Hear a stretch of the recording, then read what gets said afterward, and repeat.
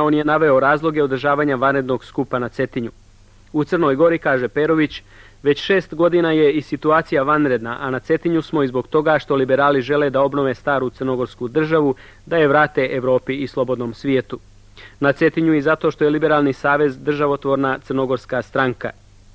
Od prethodne skupštine u Kotoru, smatra Perović, Liberalni savez je napravio važne i značajne stvari uprkos nepovoljnim uslovima političkog djelovanja.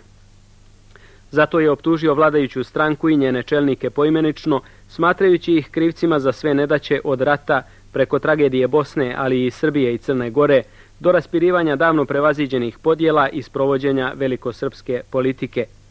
Svih ovih godina, rekao je Perović, samo je Liberalni savez znao gdje stoji, a druge stranke sada traže nova uporišta. Kao jedan od razloga za sazivanje vanredne skupštine Liberalnog saveza, on navodi i to što je naredna godina izborna od koje liberali očekuju da će promijeniti strukturu političkih odnosa. Nadam se da su konačno shvatili građani Crne Gore da se mi ne borimo za vlast, već za sveobuhvatnu obnovu Crne Gore. Nadam se da su shvatili da ćemo uvijek između vlasti s jedne i istine, pravde i ljepote sa druge strane izabrati ovo drugo. Crna Gora se može obnoviti samo na istini, jer joj je Bog dao da ona na Balkanu bude njen jedini vjekovni zatočnik.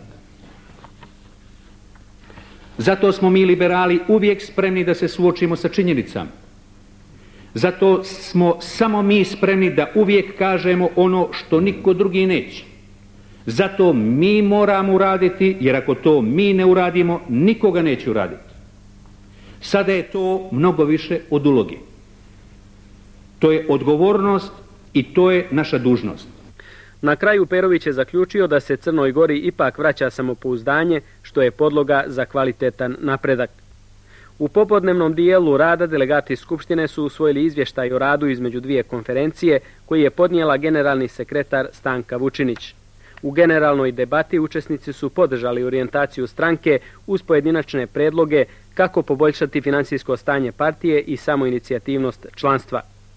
U večerašnjem dijelu rada usvojene su i dvije rezolucije, i to o poništavanju odluka Podgoričke skupštine iz 1918. godine i rezolucija o kontinuitetu političkog djelovanja Liberalnog saveza Crne Gore.